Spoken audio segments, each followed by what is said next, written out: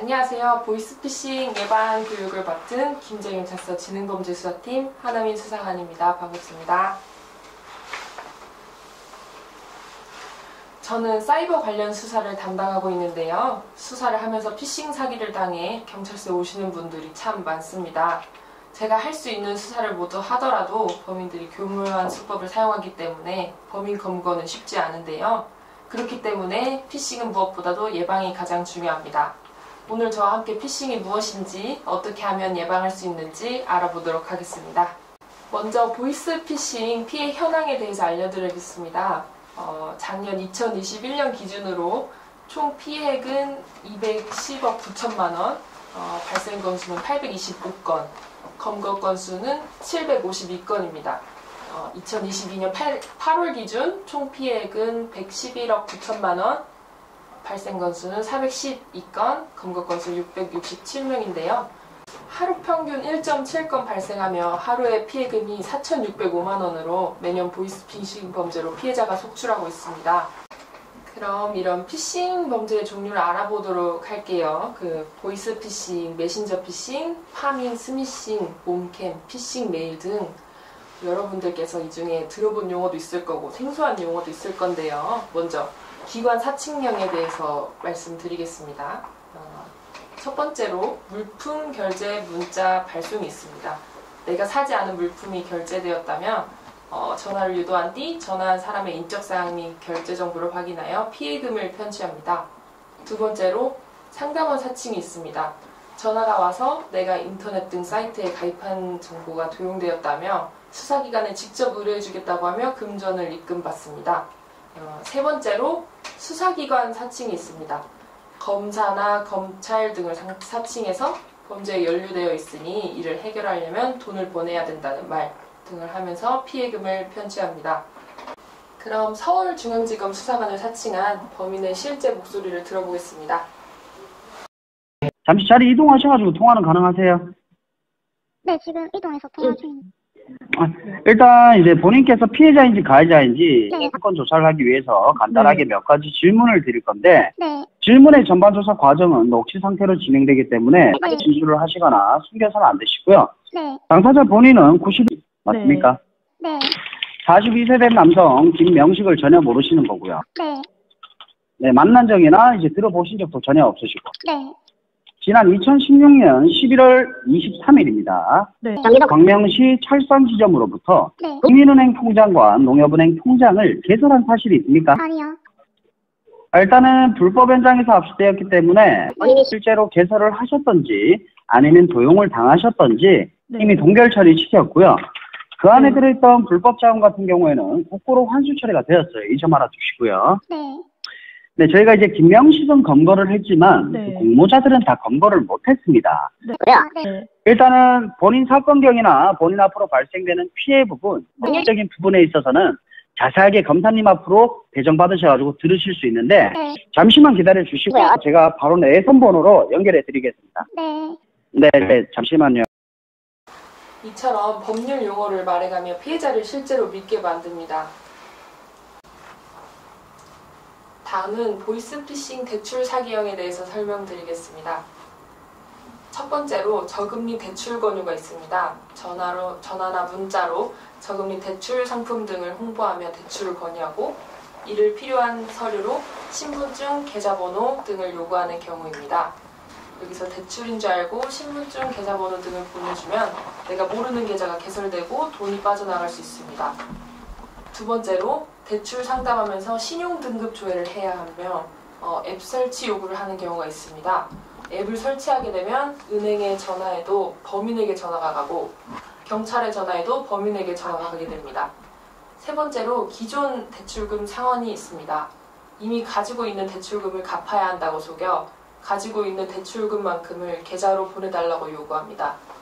이렇게 확인되지 않은 금융기관에서 저금리 대출 권유 문자나 어플리케이션 등을 받았으면 절대 누르면 안 됩니다.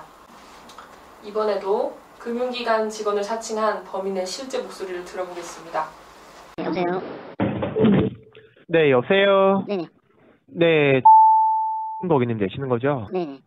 아, 네, 안녕하세요. 저희 좀 KB 캐피탈입니다, 고객님. 네네.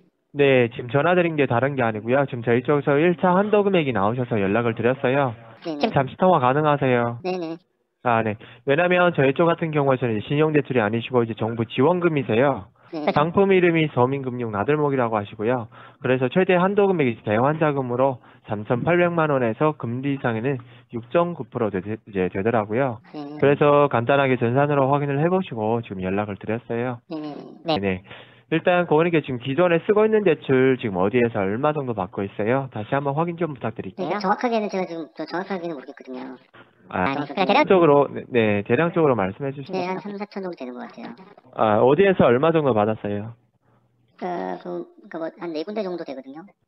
네, 네 군데 어디세요? 뭐 러시안 캐시, 사나머니, 그다음에 러시아에서 얼마 받았어요? 거기 한 1,000만 원 정도 되는 것 같아요. 네, 사나머니에서 얼마 받았어요? 네, 거기도 그 정도고요. 네, 그리고요. 그다음에 OK 캐피탈인가? 캐피탈에서 받았어요? 네, OK 저축은행인 것 같거든요. 아, 저축. 얼마 받으신 거예요? 거기도 그 정도입니다. 네, 그리고요. 그리고 한 군데 좀 기억이 잘 안 나요. 제가 좀 봐야 될 것 같은데. 아, 아니면 이게 좀 봐주시고요. 제가 한 5분 뒤에 다시 연락드릴까요? 네. 정확하게 그걸 알아야 되나요? 아, 정확하게 그냥 대략적으로 말씀해 주시면 되시는 거예요. 네. 어차피 이제 저희 쪽도 이제 간단하게 이제 심사과랑 통화를 해봐야 되니까 고객님께서 이제 심사과랑 통화를 해보실 때도 간단하게 말씀해 주시면 되시는 거고요. 어차피 저희 쪽도 이제 정부 지원금이다 보시니까 이제 전산에서 확인을 해보시고 연락드린 거잖아요. 네. 네. 그래서 이제 고객님께 대략적으로 얼마 정도 남아있는지도 말씀해 주시면 더 좋으신 거죠. 네, 근데 보통 조회하니까 그게 다 알고 계시던데요. 조회를 하니까. 저희 쪽은 아직 조회 같은 게 해본 적은 없는 거잖아요. 네. 아, 네. 알겠습니다. 이따가 제가 한 5분 뒤에 다시 연락드릴게요. 네. 네. 이렇게 금융기관 직원을 사칭해서 속인 피해자들에게 돈을 입금받습니다. 다음은 실제 범인들이 보낸 문자입니다. 이렇게 해외에서 승인이 되었다며 문자를 보냅니다. 또 카카오뱅크도 사칭합니다. 한 번쯤 어머님들도 이런 문자를 받아보셨을 거라고 생각합니다. 스미싱에 사용되는 문자 메시지 내용도 다양해서 동창회 모임이나 교통 범칙금 납부, 결혼식과 관련된 모바일 청첩장, 택배 배송과 관련된 내용, 국세청을 사칭하거나 무료 쿠폰 이벤트에 당첨되었다는 내용 등으로 피해자들의 호기심을 유발해 문자 메시지 내에 있는 URL을 눌러 접속하도록 유도합니다. 그럼 이제 피싱 범죄에 대한 예방법과 신고 방법을 동영상으로 보여드리도록 하겠습니다. 경찰청 사이버범죄 예방교육, 피싱 범죄. 최근 증가하고 있는 사이버 금융 범죄, 메신저 피싱, 스미싱이 무엇일까요?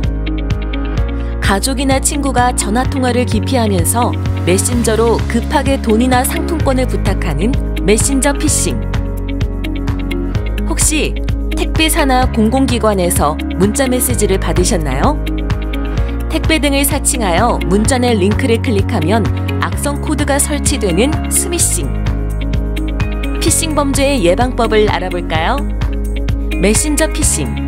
반드시 전화통화로 확인하세요. 스미싱. 문자 메시지 내 링크는 절대 클릭하지 마세요. 만일 피싱 피해를 당했다면 모바일, 인터넷, 경찰서를 통해 신고할 수 있습니다. 일상에서 빈번하게 발생하는 피싱 범죄. 의심하고, 확인하고, 거절하세요.